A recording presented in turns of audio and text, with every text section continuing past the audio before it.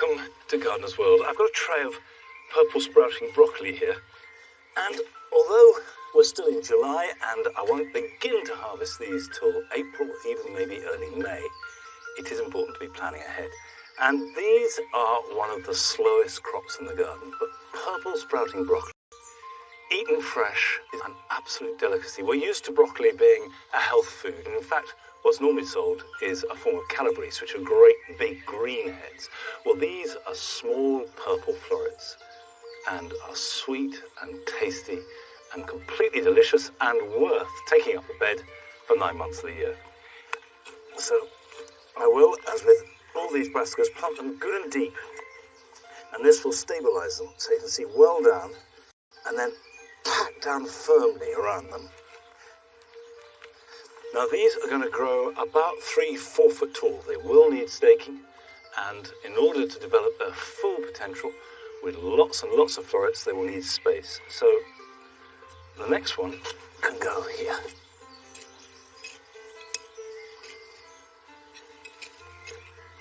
Now the only disadvantage of brassicas in summer is that they attract the cabbage white butterfly, and there seem to be an awful lot of cabbage whites around this year, so I'm going to have to net these once I've planted them.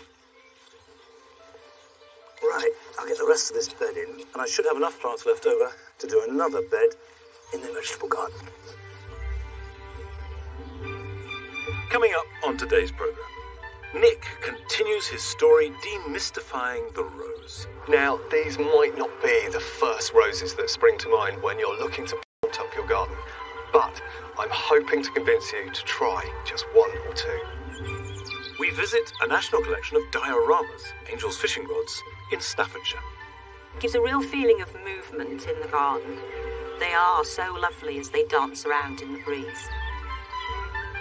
And I shall be cleaning up my wildlife pond, adding some plants and maximising all the opportunities for as wide a range of life as possible. And last summer, I went to Ireland to visit Jimmy Blake's garden at Hunting Brook in the Wicklow Mountains. He is coming to visit me.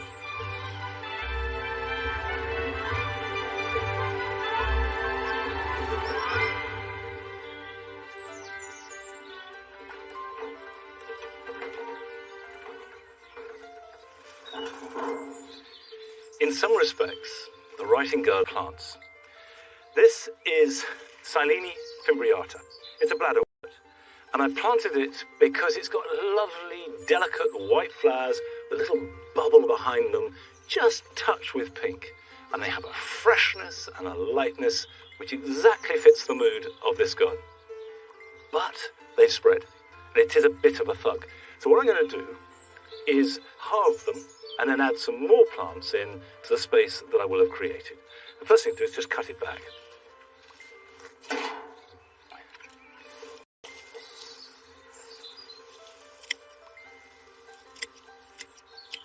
As we start to think about going into August, it's not a bad time to be moving plants, to be adding plants into the border, because you can see what it looks like in high summer.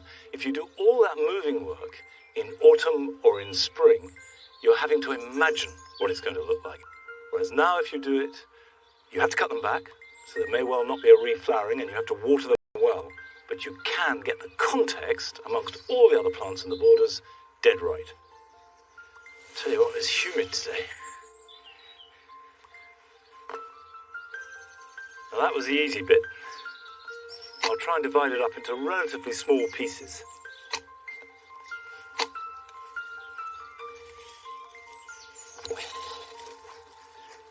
You can see that coming out of the roots is fresh growth. And this is what happened. These roots, which are really tough and strong, they grow laterally, and then they throw up a mass of new shoots. And it spreads very fast indeed, and nothing else can grow in amongst it. But that's a nice clump.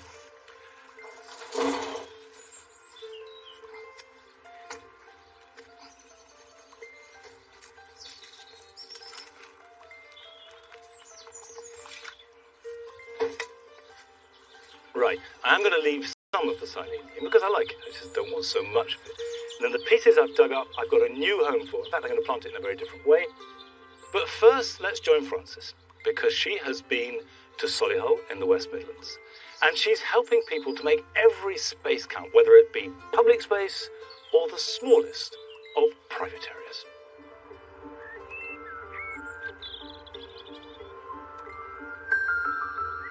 This is my first visit to the Chelmsley Wood Estate, to meet a woman who's made a real change here by bringing together her community to green up the space.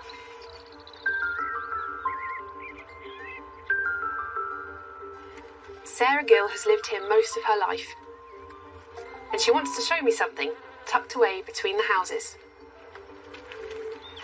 A social enterprise. She has created a community space filled with edibles and chickens that the residents call the Victory Garden. Who uses the space? Wow, so we have a really broad cross-section of our community that use the garden. We work a lot with local residents who like to just come, use the space as somewhere to socialise. Then we also have the school who want to send children to come to us to learn all about where their food comes from. And then, of course, we have our food growers who just love to grow all the food. And then every Friday, people can come in. They can just come and pick all of this for free. And you're a local girl, aren't you? So is that why you kind of wanted to get involved with this? Knowing local people, they can tell me what they want. In their spaces, we can make every little space count. And when people come to us with a problem about a plot of land or an area, quite often we can find the solution. Sarah has started a project at nearby Fillingham Court. She's teaching the residents about gardening to inspire them to make the most of their communal areas and brighten up their balconies. Sarah's asked me along to help design and plant the first 3 balconies over the next 2 days. And the first balcony is John and Maya's in a sunny position on the first floor. Here it is. Here are your plants. Balcony, they're beautiful. Do you enjoy using this outside Yeah, space we as do. well? It's very important to just be able to open the door and come out. What sort of look do you like in a garden? Greenery and colours. We like the countryside and we like nice smelling plants and that. Are you happy to give me a hand actually Yes. planting it? Sure. Great. Let's get started. Okay. John and Maya's balcony is 3 metres by 1 metre by 2 and has a first floor flat with a glass railing. Plants here are liable to get really hot. I've chosen plants that will tolerate these conditions. In any limited space, which obviously a balcony is, it's a really good idea to go upwards rather than outwards, but always check beforehand whether you can actually attach anything to the wall. And here we can't. So what I've got is this container with trellis attached to the back, completely detached from the wall, but still a very good support to climb things up. And the compost I'm using in this contains something called perlite, which will make the whole soil a lot lighter, and it also adds some drainage as well, so it's good for the plants too. If you're planting on a balcony, check the load it can take from your landlord or builder. Remember to take into account how much your pots and soil will weigh once they're watered. Into this, I am putting a honeysuckle, because Maya loves scent, and that will give a beautiful scent when she's sitting out here, especially in the evening. And that will climb all the way up here, and with some regular pruning it won't get too big. Well pleased with. It's a gooseberry, and he's always wanted to grow one, so I'm putting one right here. Just a little bit of feed, so high potash for anything that fruits. Plenty of water whilst the fruits are ripening. You should be well away. These are osteospermums, which give a lovely splash of colour, which Maya asked for. And the one thing that can cope with very little root space are strawberries. So I can just imagine John and Maya coming out here of an evening, plucking a strawberry as they go by and having a nice sit down, taking in the view. Quite jealous, really. Another nifty trick for getting some height is this. It's a steel rod in a pot with some wood on the bottom of it to stop it from coming up. And then you just get these pots, any old terracotta ones you can buy in a garden centre. And then a small one to finish. There. Fill it with soil, add a lot of plants, and there it is. I've used alpines, which will thrive in this hot and dry position, but you could also try tumbling Mediterranean herbs instead. There we go, one tippy pot. I hope John and Maya like it. Oh, look at that. It's lovely. Isn't it? It's That unusual. is gorgeous. Absolutely gorgeous. Can't believe it. Really Transformation. nice. I heard that you like gooseberries. Yeah. Well, you've got your own now. Oh, gooseberry bush. One there as well. There's only one this year, but Yeah. maybe next year Next we'll year have there are some more. Yeah, hope so. Life don't get much better than this, does it?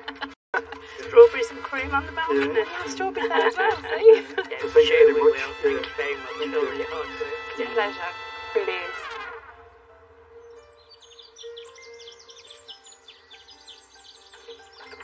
I'm sure they've been around for ages, but I've never seen those tippy pots. I think they look really good. Anyway, we will be rejoining Francis later on as she tackles a couple more balconies with very, very different themes.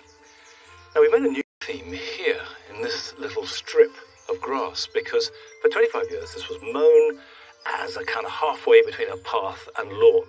But what we've done this year is let it grow uncut, save for a strip down the middle. As well as the grass, I've been planting into it. We've added snowdrops, we've added alchemilla mollis, some ragged robin, and now I want to add the cylinii. I'll break it up and just add small clumps along both sides. And the thinking is that the cylinii will be held in check by the grass, because grass tends to dominate wherever it grows. Now, the first experiment will be to see how hard the ground is. I'm just going to take a piece of turf out and then make a hole.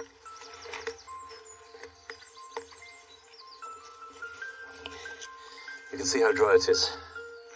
Let's pop that down. But cylinii is a tough plant, and it will grow in really dry shade, and it will grow in fairly wet ground. It's very, very adaptable.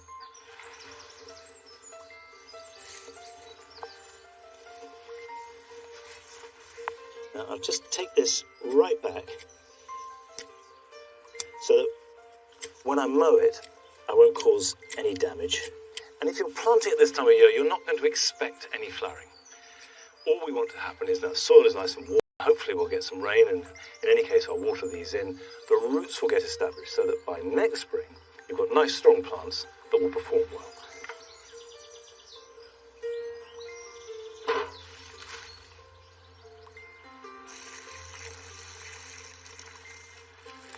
Now my intention is to take out enough from the writing garden to space all the way down one side and then back down the other.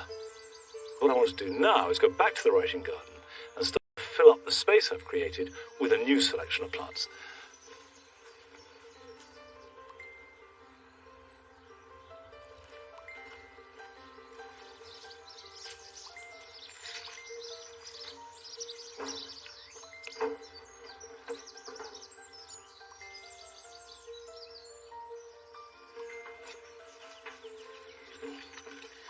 It's always exciting to add new plants to any part of the garden.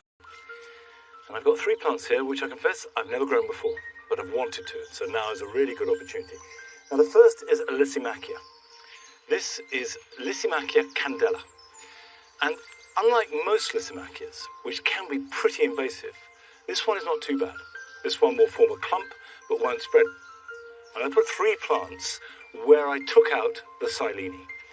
But before I do it, I am going to beef it up with a little bit of compost, because this, like all Lysimachias, likes plenty of moisture, but it also likes good drainage. And adding organic matter to a soil is the best way of ensuring both good drainage and water retention. It can form that seemingly contradictory act quite happily. This is garden compost.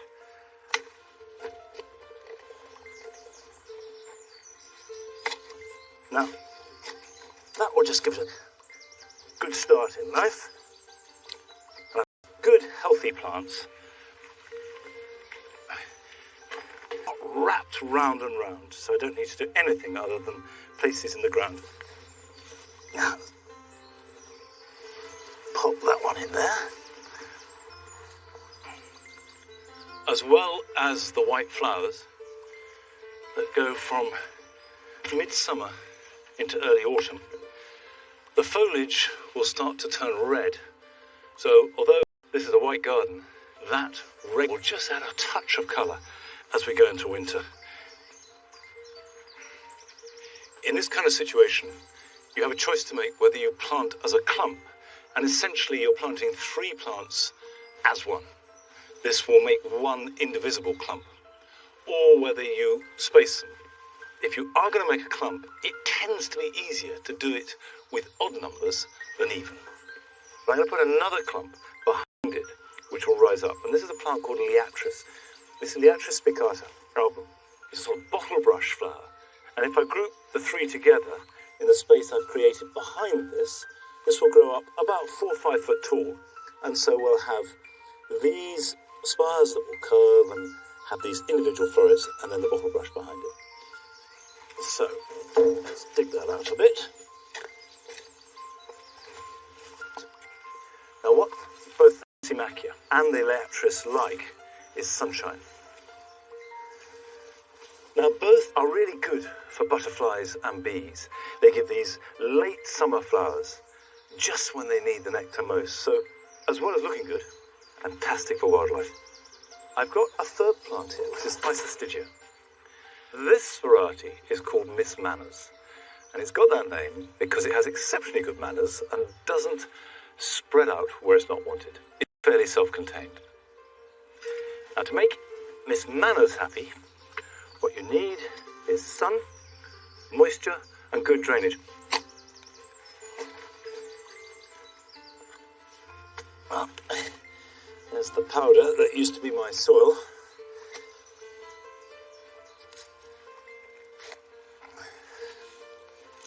And that goes there. I think that will be good.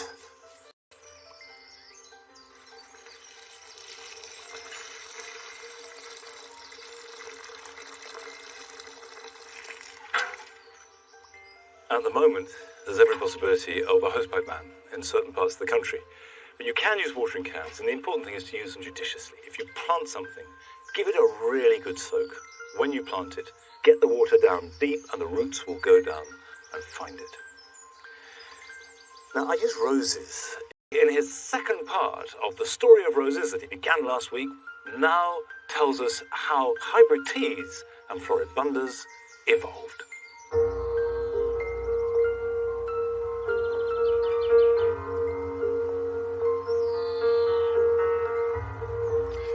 You'll remember last time I was looking at old roses, which are renowned for their beautiful flower and their intoxicating scent. Today I'm going to be looking at bourbon, tea and floribunda roses, and it's these groups which are absolutely instrumental in the development of the genus. These might not be the first roses that spring to mind when you're looking to plant up your garden, but I'm hoping to convince you to try just 1 or 2.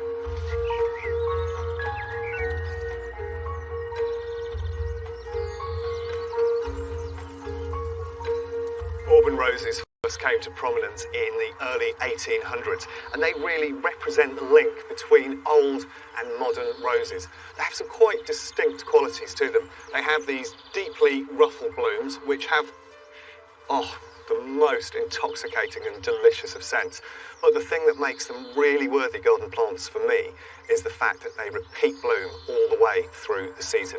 Now, this is a particularly good example of a Bourbon rose. It's Madame Isaac Perrier, and it will do just that. It keeps on blooming from May through to October.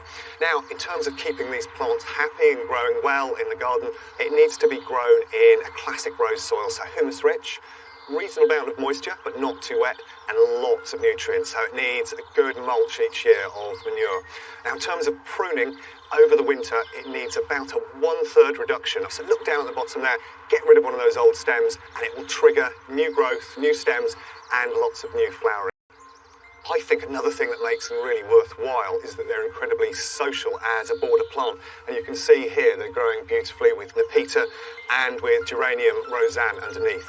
And I think that level of socialisation and that repeat flower makes them truly worthwhile garden plants. The period from the 1840s right through until the 1950s saw a huge expansion in the breeding of different rose groups across Europe. The cultivars produced were the forerunners of many of the roses we grow today.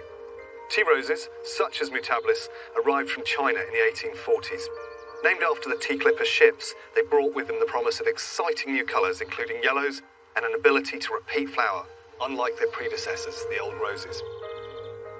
These tea roses were hybridised with other older roses, producing hybrid teas. The startling colours of these HT roses. Then, directly after the war, a new and iconic rose appeared, and this is it. It's Rose of Peace, and it has this beautiful pink edge to it on the outer petals and then yellow in the centre. And it's gone on to become the best-selling rose in the world. It's a beautiful plant, but for me it's got one downside. There's not really a very strong scent. However, there are two roses which I think are absolutely brilliant for scent. They're both hybrid teas. There's this one, which is called Deep Secret. It has that lovely reddy burgundy crimson tone. And it has really rich, sumptuous scent and long, clear stems. And then tucked away just down there is another scented hybrid tea called Chandos Beauty. And for me, that's one of the most delicious, citrusy, spicy scents. Now, all of these HT roses are probably the easiest of all groups of roses to maintain. They need to be in a relatively heavy soil, lots of mulch, lots of food through the season, and their pruning couldn't be easier. You can literally chop them down to about 8 inches, about 20 centimetres in March time, and they'll grow for you brilliantly into the season. Of course, HTs are repeat flowers that will flower from May to November, but if you deadhead them, you'll keep them going even longer. So despite the fact that hybrid teas are often derided for being a bit disease-ridden or not particularly well-scented, if you choose the right cultivars, I think they make really worthy and beautiful garden plants.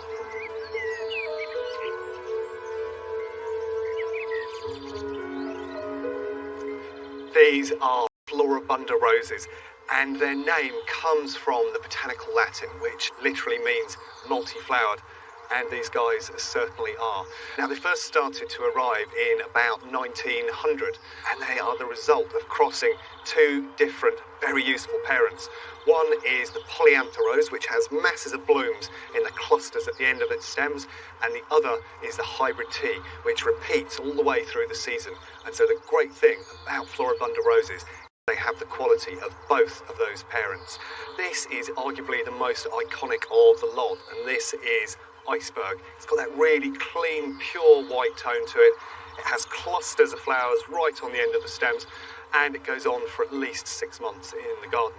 But I think the rose that gets me most excited in the Floribunda group has to be this, and this is Burgundy Ice.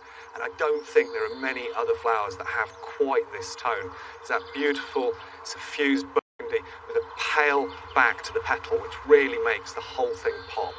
Now, in terms of maintaining these roses, they're very similar to hybrid teas. They want a good, rich soil, good moisture, and they can be pruned in a very similar way.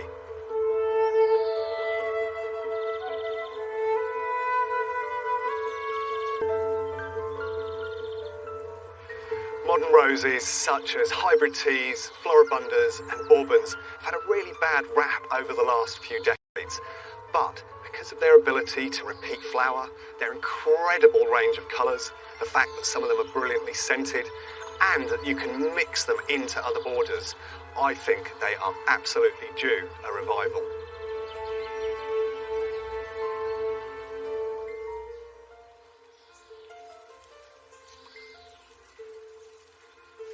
I do think it's really good to demystify roses, because they can seem intimidating, all those names and the different pruning regimes is enough to daunt a lot of people. And I confess that I didn't really grow roses until I was in my mid-30s. I was put off by them. Then, when I started to grow them, I realised two things. One, these are tough plants. They're dead easy to grow. And two, they just give so much pleasure. And if you put them in the ground, any soil, more or less any situation, they will grow. And don't be frightened. If you've got growth coming out over a path or whatever, just prune it back. And then you can do a proper prune. And if in doubt, October is never a bad time to prune roses. And some of these will reflower, but quite a few of the older roses just give you 3 or 4 weeks of glory in June and early July. And that is more than enough for me. Now, still to come on tonight's programme. Francis returns to Solihull and helps redesign 2 more balconies in contrasting ways. But first, we're off to Staffordshire to visit Ruth Plant, who has one of the national collections of dioramas.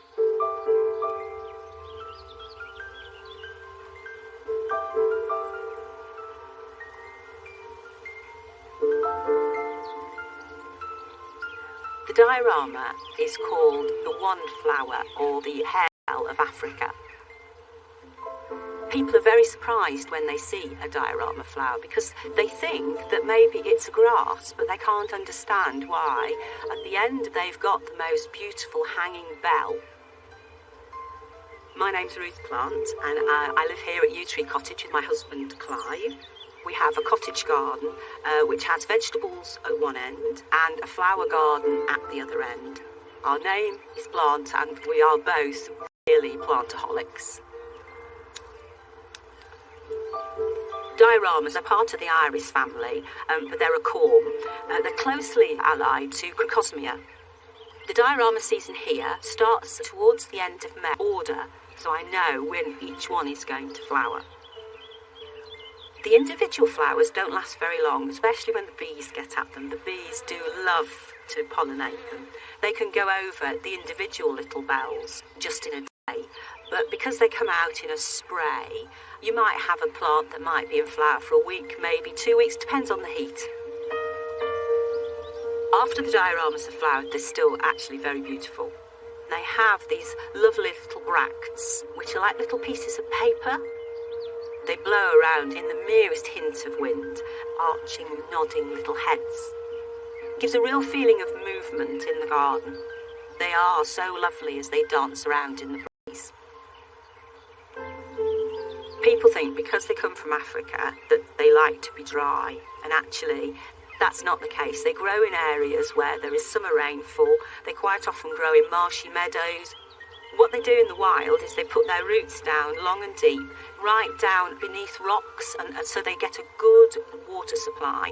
So they like plenty of water, but they like to have it drained away so they don't sit with wet feet. But if they're in too dry an area, they won't flower, and if you put them in a mixed border, it's too much competition from other plants. So the reason that I grow our diorama in gravel beds is the gravel stops the competition. It aids the good drainage, helps keep them moist at the roots, but underneath that gravel is good retentive soil, and that's when they'll grow well. So once the first dioramas were planted in the gravel bed and really started to get going, then of course it was really open season for me to buy more. And then I got interested in the whole diorama species, and I started to realise that there were far more available than you actually see in the average garden or nursery. And I reached the point where I thought, well, actually, I've got enough here to consider talking to Plant Heritage about whether there was enough to be a collection site so that other people could come and see them. In terms of numbers, we have around about 100 species and maybe 23 cultivars. Life would be very dull without the excitement of growing the plants. And when they flower, it's the pinnacle of achievement, and I've got the most beautiful result. This is Diorama Sarastro, and isn't she beautiful? She's one of my favourites, and as you might be able to see, one of the favourite of the bees as well today. She's got the most beautiful burgundy plum flowers that hang down right in the eye. She's also got very nice papery brown bracts which you can see just above the flower there, and they really add, I think, to the contrast and the gracefulness of this beautiful diorama. This is Diorama argurium, so this is one of the National Collection reference plants. This is white with a lime sort of green blush that's showing through the base of the flower, and inside it's got little tiny eyes right at the centre of the plant. It doesn't flower for very long, but it's an unusual colour break and you won't see it very often. This diorama only grows to about 2 foot, so it's a smaller diorama, and that's the height it would reach in the wild. This is a Diorama Westminster Chimes seedlings. So what's happened is the parent plant, which is just behind me, I've not taken the seeds off quickly enough, and some have managed to broadcast across the area. And where they've lodged in the cracks of the paving stones, they've germinated and have grown and are really happy. So it's a good example of where they will grow. They're getting a deep root run underneath the paving slabs that's cool, and there's no competition from plants around it. So it's getting all the water that's in the particular area. It's very tall and it has a pink flower and it's a pulcherrimum type. Pulcherrimum means beautiful, and it's very, very classic bell shape. The petals don't turn up at all. And it has these rather nice white translucent papery bracts as well, which I think really set off the bell. A very lovely plant. Everybody should have a diorama in the garden. They are the most fantastic plant. There's nothing like the joy when you can see that finally your diorama has come into flower. Such a pleasure.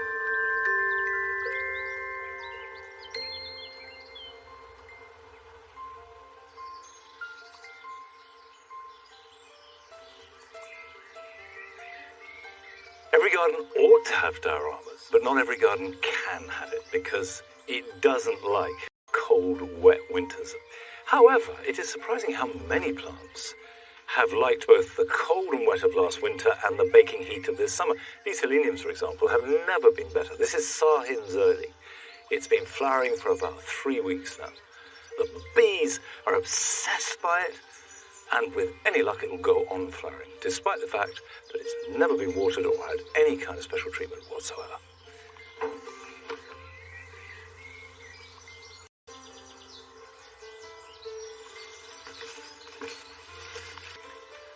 This is the wildlife garden, which I made a couple of years ago to really maximise the opportunities for wildlife of all kinds, as well as keeping it a garden.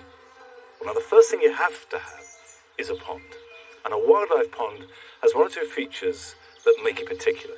The first is that it has a beach for at least a quarter or a third of its area. And by beach, I just mean a shallow entry. So this has got pebbles here, the water's very shallow, and then gradually gets deeper, but still quite shallow right in there.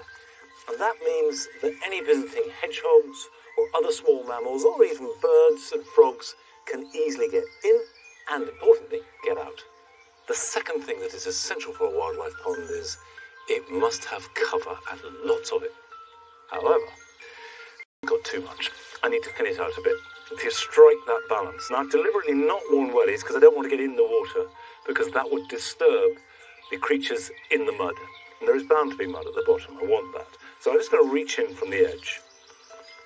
And the real thug is this iris, the yellow flag iris that you see in ditches and ponds around the land, and inevitably it takes over. So if I reach in and just yank, here we are, we can take out great lumps of it at a time. That's coming. That can come out. That can come out. It does smell a bit whiffy, but that's the mud at the bottom.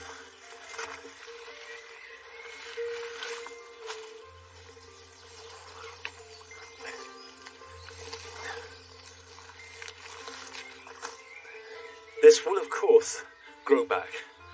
So this time next year there will be as much again. So I'm just thinning it. And what I'm going to do is turn these round so that they're on the beach. So any little creatures that are in the roots there have a chance to go back into the water. And I will leave these for a day or two, just to ensure that I'm not depriving them of house and home. Other than topping it up with water in spring, this is the first bit of sort of gardening work I've had to do on this year. And here we are almost in August. And it's providing a really important resource for every kind of creature in this garden. But the wildlife garden isn't just about water. We've got trees with berries and flowers. We've got undercover for birds. But we have got a few bare patches. So I've got 3 Verbena bonariensis, which are brilliant for butterflies and bees in late summer and early autumn, and I'm going to plant those. maximum sunshine. A nice high hedge behind it. Hedge is brilliant for birds and also protecting them from cold and strong winds. And so we have a little microclimate.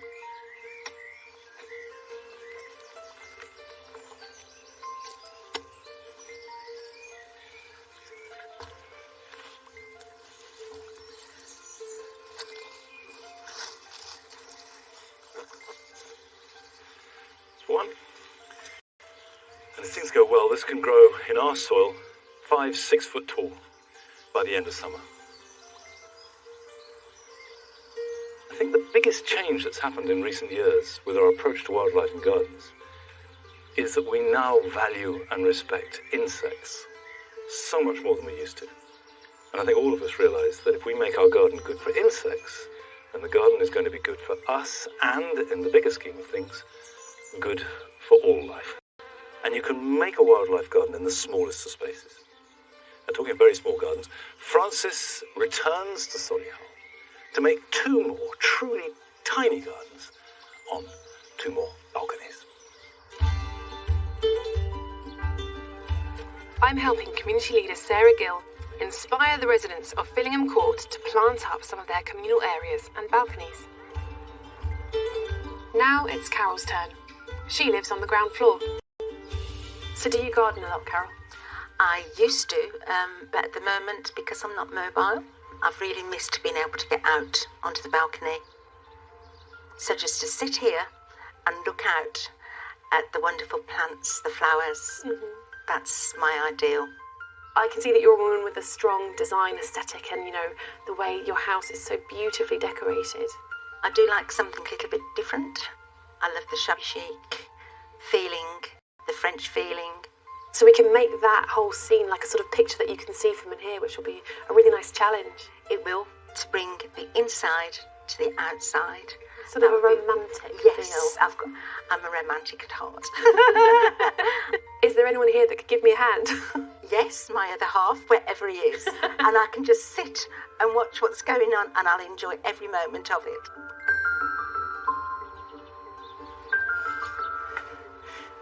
Balcony is all about the aesthetic. So I want to make her some lovely troughs full of cottage garden plants because that's what she loves. And normally you'd think about the tallest thing maybe being in the middle, but here, because it's viewed from the living room and making a sort of picture frame, I'm going to put the tallest plant, which in this case will be a Borovskia, Russian sage, right on the edge. So that acts like a framework that then leads into the rest of her cottage garden. Carol's house is full of roses because it's her favourite. So I thought, bring it out here. This is a lovely rose. It's called Ernest H. Morse, and it's got a beautiful deep mauve flower.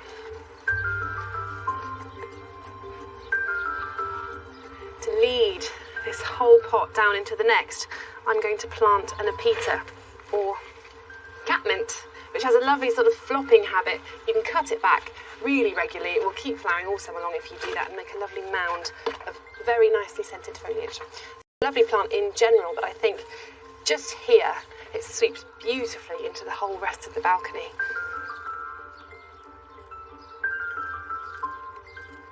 I'm going to introduce some texture with lavenders and fennels.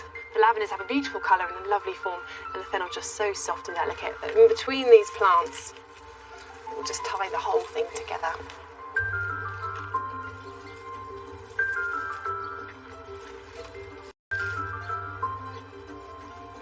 I'm adding cosmos and campanula to give some punches of colour and soften the edges. And I fill the second tub with plants whose scent will waft into her flat. To give colour right through from spring to late summer, I'm getting some perennials into small pots with the help of Carol's partner, Phil. Any plants that are on balconies are almost always going to be in containers. When you have plants in containers, there's one thing you need to remember, and that's watering. A really good way of getting water right into the roots of plants is getting an old plastic bottle, cutting the bottom off, screwing some holes in the lid, and then putting it into the soil. I put one in here right by this rose so I can give it a really good drink.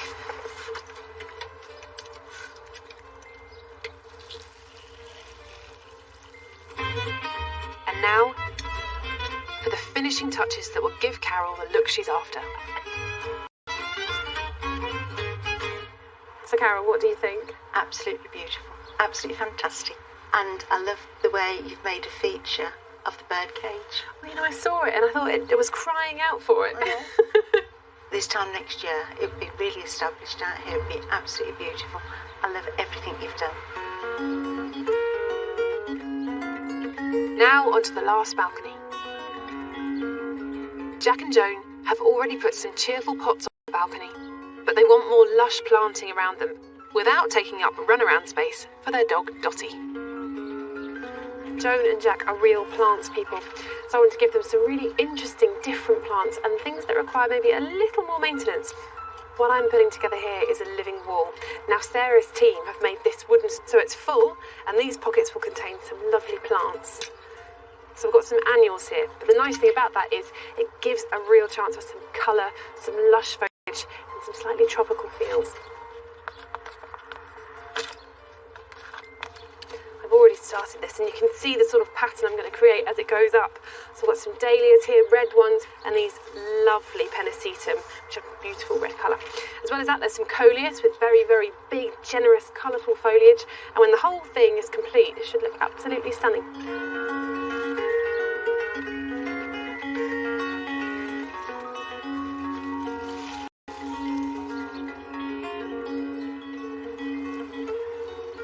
Just watering the top, you can hear that will trickle all the way down through and save you a little bit of time. Just to keep everything nice and healthy, it's always good to put a bit of liquid feed in this, especially through the summer. And if you want to save yourself even more time, you can get an automatic irrigation system that will do it for you. But I think it looks superb.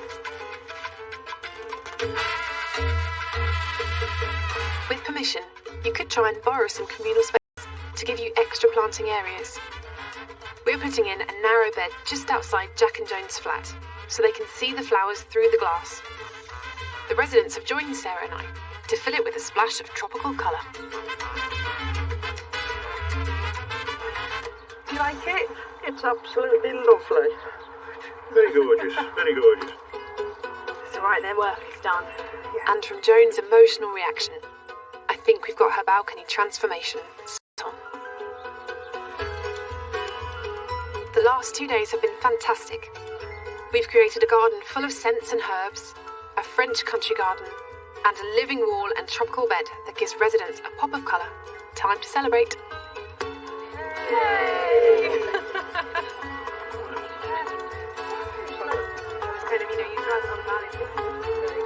You've been inspired to have your balcony done too? I have, yes. I'd like it done. Sarah's working hard with this community to inspire more people to join in with planting up their balconies and to lend a hand to help transform their neighbourhood into a beautiful, greener space for everyone to enjoy.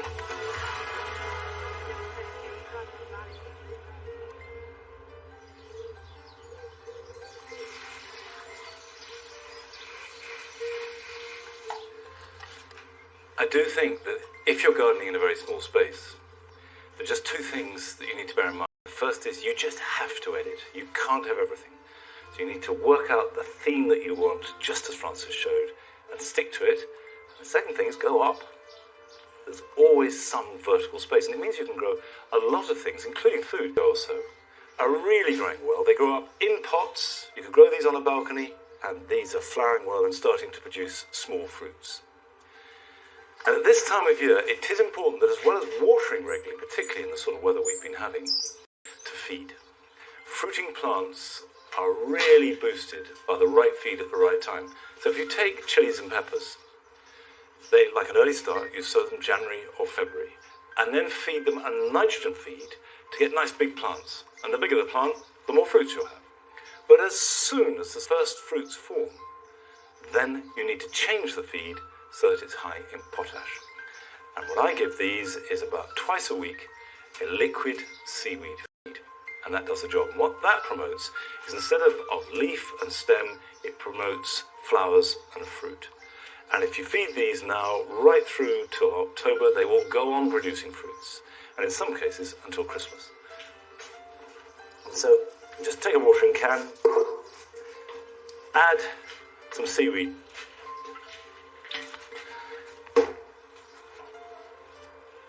Just water that in. And you can see these are quite small pots, and that's deliberate. because I want to slightly stress the plant to get good quality flavour as well as quantity. The plant needs to feel that it's on the edge. The secret of feeding flowers or fruit is little and often. Don't try and give them a great wodge of feed and expect them to react. A dilute, weak feed once or twice a week throughout the summer is the answer. Now, I've got a special guest arriving. Last year, I went to Ireland to visit Jimmy Blake's garden, Huntingbrook, near Wicklow. And I was so inspired by my visit, I wanted to return the hospitality and show him around Longmeadow. This is, I always filled the engine room, really. This is where all the action happens. There's the potting shed there and the propagation greenhouse. These are great, aren't they? I never quite know with their onions how much they will go, how far to take them. I would definitely have them in richer soil. Really? Like I have them in the ground. I always tell people to get them out of pots for the summer, get them into the ground. They love to be in soil for the summer. And then if you wanted to propagate it, it's quite fun. Just to cut off a cutting like that, and put it in a jar, jar of air, and just leave it in the air, and then the roots start forming. Just without any growing media? Nothing. Water. And then the roots will form very quickly, actually, and pot it up. Cold frames, standing out beds, nothing terribly exciting at the moment at this stage. This also, the soil here is really poor because it was an old yard, and so, which is why I've put in thyme and sage and rosemary, but the fennel likes it. That fennel's amazing, isn't it? Fennel has always loved this garden, and we've always loved fennel. And when it's like that, to my mind, you can't better that. It's like a bit of sculpture, isn't it? Look at those stems. I know. I don't cut it back at all because I love the seed. What about the valerian? Would you cut that back? I mean, if you didn't want it to seed everywhere, you'd cut it back. But what I like about this garden is the looseness in the middle of all the structure. Like, it's wild with structure. Well, that's exactly the plan. So thank you. That's exactly sort of ordered chaos.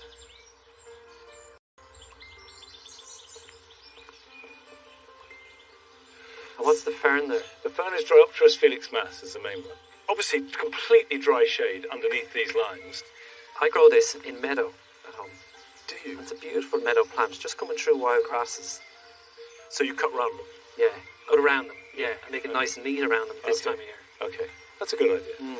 That's a very good idea. I mean, what we find about these is that they look great well in Christmas. I find it hard to use one plant. I think I'm going to copy this. Okay. And funnily enough, this little slither of ground in here was the very first bit of garden to be made. Now, I want to ask some advice.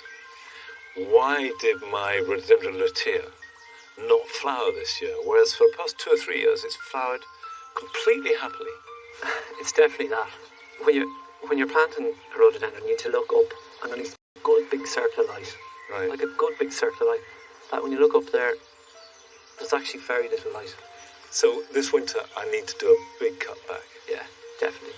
That's good advice. Okay, we come through here. So that's the little intimate space. This is the cottage garden, which used to be the vegetable garden. In here, I feel completely free to grow whatever I like. I wouldn't, if I wanted to put cabbages in here, I would be quite relaxed about it. It's nice to have an area like that. I'm just going to start a new area down the field where nobody sees. Right. Where I can just put anything in. Yeah. But you see, with you, I get the feeling that you fall in love with plants, individual plants, and you want them badly. And then you've had them, you've done that. Yeah. You're fickle. Whereas I try and the garden sort of slowly builds. To me, I'm quite happy if it takes me 10 years to get an area right. Yeah, like the new bed we did this year, Yeah. I wanted that looking well within 6 weeks.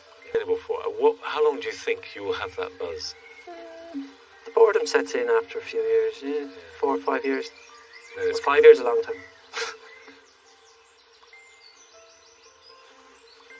Now, if we come through here, this is a happy accident. Oh, which I really love that. Love it. It's amazing.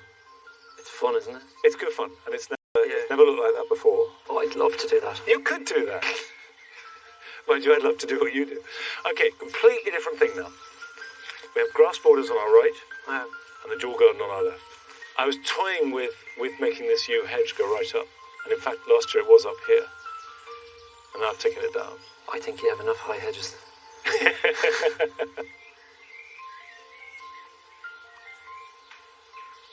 These pots, we normally do a different display every year, and it can vary and can be quite complicated. This year I just thought, let's bung some cannas in. Yeah, they look good. You know, I mean, I had the plants. It's strong enough, isn't it? Yeah, I don't think they need anything else. No. I find cannas difficult at home. Difficult to get into flower. But last year I gave them an enormous amount of food. Yeah. And they grew huge and they flowered really well. Yeah. So I think I wasn't feeding them enough. They're hungry. They are hungry. And thirsty. Yeah, they are. I mean, what we do is the potting compost is at least a third garden compost. Yeah. Then we give a liquid seaweed feed once a week. Oh, right through the growing season. Right from about June to October. Yeah. Jimmy, I've been to your garden twice, and each time I've come back full of ideas. Is there anything you picked up from this visit that you might take home? I think it's definitely the structure. I suppose the looseness of the structure here. You know, you look at all these plants. You're letting them seed around through the box hedges. I think it just really works. I loved it. Thank you. Thanks very much. It's always great to talk about gardens, but there are jobs that need doing, and here are yours for the weekend.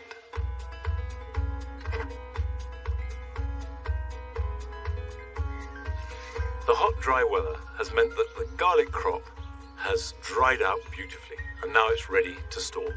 I've found the best method is simply trim the roots, cut off the necks, remove any dry or soiled outer skin, and store them in a basket. The prolonged hot, dry weather means that all our gardens have an unusual amount of dead or dried up leaves. So go around the garden, cutting these back, removing them from the stems, and this will spruce and tidy up the garden.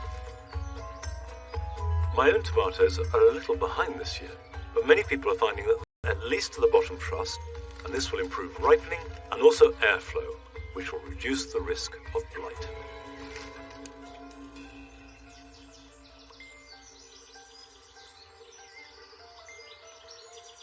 Jimmy, it's been a real pleasure having you in the garden. I hope you've enjoyed it.